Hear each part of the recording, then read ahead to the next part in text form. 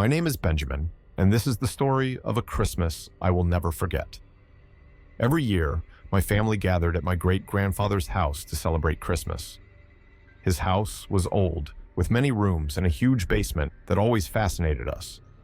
The family was big, and the basement was the perfect place for us kids to escape the adults' watchful eyes and have some fun. Great-grandpa's house had a peculiar charm, with its walls covered in old photos and furniture that creaked at the slightest touch. The living room was the center of attention during Christmas, with the decorated tree and all the adults gathered, chatting and laughing. Meanwhile, we kids could hardly wait to head down to the basement and start playing. My cousins and I had invented a game we called Monster Game. It was simple. One of us would hide in the basement, making scary noises while the others tried to find them. The darkness of the basement, lit only by a dim bulb, created the ideal atmosphere for our spooky game. That Christmas, as soon as the meal ended and the adults started chatting in the living room, we ran to the basement. My cousin Tom suggested we play the Monster Game, and we all eagerly agreed. It was our annual ritual, and we couldn't miss it. We were in the middle of the Monster Game, running and laughing around the basement, when something strange caught our attention. I was hiding behind an old cabinet, waiting to scare my cousins, when I saw a shadow move near the window. At first, I thought it was just my imagination, but the shadow was there, unmoving. "Hey, did you guys see that?" I asked, stepping out from my hiding spot. My cousins, curious, came closer to the window to see what I was talking about. Outside, in the darkness, we could see a strange figure standing, staring directly at us. The figure didn't move, just watched us. "It must be one of the adults trying to scare us," said Tom, trying to sound brave. We all agreed, laughing nervously. We tried to get back to the game, but the presence of that figure unnerved us. We kept looking at the window, expecting the figure to move or some adult to appear laughing, revealing the prank. But nothing happened. The figure stayed there, silently watching us. We decided to get closer to the window for a better look. As we got closer, the figure took a step back, disappearing into the darkness. We froze, unsure of what to do. "I think we should go upstairs and tell the adults," Tom suggested, his initial bravery now completely gone. We ran up the stairs, our hearts pounding. When we reached the living room, all the adults were there, chatting and laughing. "Mom, Dad, there's someone in the basement," I shouted, interrupting the conversation. The adults stopped talking and looked at us with concern. "What are you talking about, Benjamin?" my mom asked, standing up. "We saw a strange figure outside and now it's in the basement," Tom explained, still breathless. The adults exchanged alarmed glances, and without wasting time, my dad and uncle grabbed flashlights and went down to the basement with us. My mom held us tightly as we descended, trying to calm us down. When we got downstairs, the sight was terrifying. A strange man was sitting in one of the chairs with a disturbing smile on his face. He looked dirty and shabby, his eyes gleaming in a way that sent chills down my spine. My dad and uncle yelled at the man to leave, but he didn't move. Then my uncle noticed something. "Everyone, run," he ordered, and we didn't think twice. We ran up the stairs as fast as we could, panic driving us. Back in the living room, we locked the basement door and called the police. The adults were visibly shaken, trying to understand what was happening. My cousins and I huddled together, too scared to speak. When the police arrived, we were instructed to stay in the living room while the officers went down to the basement to check. The minutes dragged on like hours, until finally the officers came back up with serious expressions. "We found footprints in the snow outside," one of the officers said. "It looks like someone was here recently." The news only heightened our fear. Who was that man, and what did he want? The police continued investigating, but found nothing else in the basement except the footprints in the snow. After the police left, our parents tried to reassure us. We decided it was best to sleep together in the living room, with the doors locked and the adults on alert. The experience left a deep mark on us. We never played the Monster Game again, and were always more vigilant of our surroundings. Great-grandpa's house, once a place of fun and adventure, now carried a weight of mystery and fear that never fully disappeared. My cousin Liam and I decided to go on a camping trip in a forest in Colorado. We were excited to spend a few days in nature, away from the hustle and bustle of daily life. We packed our gear, loaded the car, and hit the road towards the forest. When we arrived, we were greeted by a dense forest and fresh air. The area we chose to camp in was surrounded by tall trees and had a small creek nearby. It seemed like the perfect spot for our adventure. After finding a good place, we started setting up our camp. We unloaded our backpacks, pitched the tents, and prepared a campfire. The sound of the creek in the background was relaxing, and the wind blowing through the trees created a peaceful atmosphere. We spent the late afternoon exploring the area around our campsite. We gathered firewood and prepared our food. As the sun set, the sky darkened and the stars came out, shining brightly. When night finally fell, we were ready to relax around the campfire. We talked about our lives, reminisced about childhood stories, and planned activities for the next few days. After a few hours, we put out the fire and got ready for bed. We settled into our tents, trying to get as comfortable as possible. We were settling into our tents, ready to sleep, when we started hearing footsteps around the campsite. At first, I thought it was an animal, but the steps sounded heavy and rhythmic, like someone was slowly walking around us. I called out to Liam softly, "Hey, do you hear that?" He murmured in response, and we stayed silent, trying to identify the source of the steps. The forest was enveloped in almost total darkness, and the only light we had came from our flashlights inside the tents. Then, we heard a sound that made our hearts race. It was a kind of humming, a low and constant sound that seemed to come from all directions at once. It was like someone was whispering an old, forgotten melody, and it gave me chills. "Do you hear that too?" I asked, my voice trembling. Liam responded, "Yeah, I hear it. What is that?" We tried to calm ourselves, telling each other it might be the wind blowing through the trees, creating a strange sound effect. But deep down, we knew it wasn't normal. Our first instinct was to get out of the tents and see what was happening, but fear kept us where we were. "Maybe we should wait a bit and see if the sound stops," I suggested, trying to sound rational. Liam agreed, and we stayed there, silent, listening to the seemingly endless humming. As the minutes passed, the sound seemed to get closer, like it was slowly approaching our campsite. We were tense, and every little noise seemed amplified. We tried to stay calm, but the feeling that something or someone was watching us was overwhelming. Finally, the sound started to fade until it disappeared completely. We stayed silent, waiting, but we didn't hear anything else. "I think it's gone," Liam said, trying to sound relieved. "I hope so," I replied, my heart still racing. We decided to stay alert but try to rest, hoping the night's strangeness was over. We were starting to relax again when something unexpected happened. A loud sound, breaking the night's silence, made us jump inside our tents. At first, we didn't know what it was, but we soon realized that a large piece of wood had been thrown into the middle of our campsite. "Did you see that?" I asked, my voice full of fear. "Yeah, and that didn't fall by itself," Liam replied, now visibly nervous. We knew the wind couldn't have done that, and it was a clear sign that someone or something was there with us. I decided to take a look, so I slowly unzipped the small opening of my tent and peeked outside. That's when I saw something that made me freeze with fear. In the faint moonlight, I saw a figure peering into my tent. All I could see were two eyes shining in the darkness, watching my every move. "There's someone out there," I whispered to Liam, trying to keep my voice steady. He also unzipped his tent a bit and peeked out, confirming what I had seen. The fear that was already present intensified, and our hearts were pounding uncontrollably. We realized we were being watched, and the feeling of vulnerability increased. The figure remained there, motionless, watching us with a penetrating and disturbing gaze. We didn't know what to do. We were too scared to leave the tents and confront the figure, but we also knew staying inside wasn't safe. Finally, the figure moved away from the tents, disappearing into the darkness of the forest. We were relieved for a moment, but the fear didn't subside. We knew we weren't safe and needed to figure out a way to protect ourselves until dawn. We realized we wouldn't be able to sleep that night. Liam and I decided that the best thing to do was take turns keeping watch until sunrise.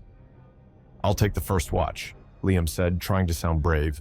I agreed and lay down in my tent, trying to rest, but the fear made it impossible to close my eyes.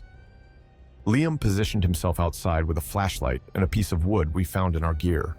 He watched attentively, his eyes scanning the darkness around the campsite. I could hear his heavy breathing, and the tension in the air was almost tangible. After an hour, we switched. I took the flashlight and the piece of wood and positioned myself outside the tent. The silence of the forest was oppressive, and every little noise made my heart race. Time seemed to drag on, each minute lasting an eternity. During my watch, I heard footsteps again, closer this time. I felt a chill run down my spine. The flashlight shook in my hand as I tried to illuminate the area around me. I didn't see anything, but the feeling of being watched was intense. Liam came out of the tent and kept me company for a while. We talked in whispers, trying to stay alert and calm each other down.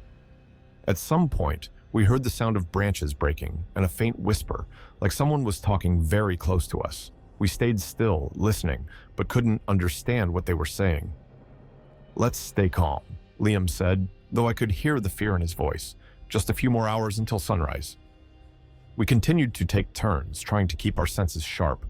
With each switch, we shared our observations, though they were mostly about the strange sounds and movements that kept occurring around us.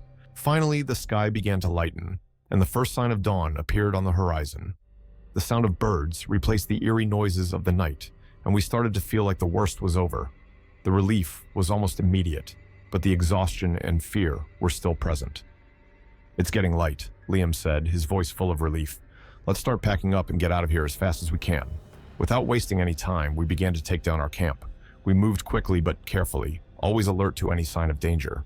The growing daylight gave us a bit more courage, but the fear from the previous night still lingered. As we dismantled the tents and packed up our things, we exchanged worried glances, confirming that we were doing the right thing. Neither of us wanted to stay there a minute longer. Finally, with everything packed, we started the walk back to the car. The path through the forest seemed shorter in the daylight, but we still constantly looked over our shoulders, hoping not to see anything scary following us. We reached the car and threw our stuff in the trunk.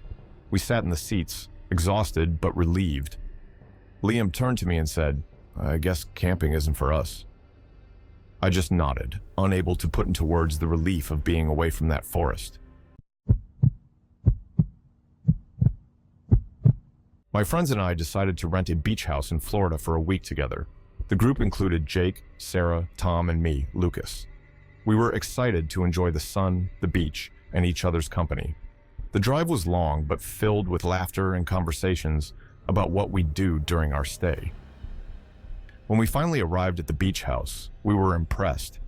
The house was big and old, with a porch facing the ocean. There was a sandy path that led directly to the beach, and we could hear the waves crashing in the background. The house had a rustic charm with wooden furniture and simple but cozy decor. After unloading the car, we each picked our rooms. I got the room with an amazing view of the ocean. Once we settled in, we decided to explore the house. There was a well-equipped kitchen, a cozy living room, and a large backyard patio perfect for barbecue nights. We decided to spend the evening on the beach. We lit a bonfire, grabbed some drinks, and settled around the fire, talking and enjoying each other's company. As we sat, laughing and telling stories, Tom was the first to notice something strange. "Do you see that in the water?" He pointed towards the darkness beyond the moonlit waves. We looked in the direction he indicated and saw a figure in the water, standing still, almost like it was watching us. "Maybe it's someone swimming late at night," Sarah suggested, trying to sound casual. "Or maybe a fisherman," added Amanda, though he sounded uncertain. The figure was too far away for us to see any details, but the way it stood there, staring in our direction, was unsettling. "Okay, maybe it's just someone enjoying the night," I said, trying to dispel the growing unease. We decided to continue our evening, but we couldn't help glancing over at the figure. After a while, the person in the water disappeared, blending into the darkness of the ocean. We made jokes to lighten the mood, but the atmosphere of the night had changed. The mysterious figure in the water lingered in our minds, and despite trying not to worry, the incident left us all a bit on edge. When the bonfire started to die down, we decided to head back to the house, trying to forget the strange experience and focus on enjoying the rest of our stay. We returned to the house after our night on the beach, still trying to forget the strange figure we saw in the water. We were starting to feel relaxed again, but that feeling didn't last long. As we were entering the house, Tom looked back and froze. "Guys, look at this." We turned and saw the same strange person from the water, now standing a few yards away, at the edge of the path leading to the house. The figure was motionless, illuminated only by the moonlight, but clearly visible. The person was staring at us, not moving. It was impossible to see their face clearly, but the piercing gaze and silent presence were disturbing. "Who are you?" Amanda shouted, but there was no response. The figure just kept watching us. The silence was oppressive, and the feeling of fear began to take over us. "Let's get inside now," Sarah said, her voice trembling. We all agreed quickly and went inside, locking the door behind us. We stayed together in the living room, trying to figure out what to do. "Will he go away?" I asked, my voice low. No one had an answer. We looked out the windows, but the figure remained there, motionless, like a sinister statue. The unease was growing. Every little sound made us jump, and the sense of security the house should have provided was rapidly disappearing. "What if he tries to get in?" Tom whispered, voicing the fear we were all feeling. After the disturbing night, we tried to calm down and go to our rooms. I lay in bed, but sleep wouldn't come. The house was silent, but my mind kept replaying the strange figure that had followed us there. That's when I heard the knocking. Soft but persistent sounds coming from my bedroom window. My heart raced, and I stayed still for a moment, trying to convince myself I was imagining things. The knocking continued, becoming clearer. I got out of bed and went to Tom's room. "Tom, wake up," I whispered urgently. He opened the door, sleepy and confused. "What is it, Lucas?" "There's someone at my window," I replied, my heart still pounding. "Do you hear it too?" Tom was silent for a moment. Then the knocking started again. His confused look turned to concern. "Let's wake the others." We ran to Sarah and Amanda's rooms, waking them up quickly. "There's someone out there," Tom said, and we all went to the living room where we could hear the knocking more clearly. Armed with flashlights, we went outside to investigate, trying to follow the sound. We walked around the house, lighting up every corner, but found no one. The fear and frustration were growing. Who was messing with us? There's nobody here," Amanda said, her voice trembling, but I heard it clearly. We went back inside, locking the door again. We stayed together in the living room, trying to decide what to do. The knocking had stopped, but the silence was even more terrifying. Each of us kept our eyes on the windows, expecting to see something or someone appear at any moment. When morning finally came, we were exhausted and eager to leave. We decided it would be best to talk to the neighbors before leaving to see if they had experienced anything similar. We left the house and headed to the house next door, where we saw an older couple sitting on the porch. "Good morning," Tom said, trying to sound calm. "Sorry to bother you, but we wanted to ask if you've noticed anything strange happening around here at night." The couple exchanged looks, and the woman replied, "Actually, yes. We saw a strange figure walking on the beach a few nights ago, and we heard strange noises outside our house." "Did you see anyone near our house last night?" I asked, my voice trembling a bit. The man nodded. "Yes, we saw someone standing near your house for quite a while. We thought it was one of you."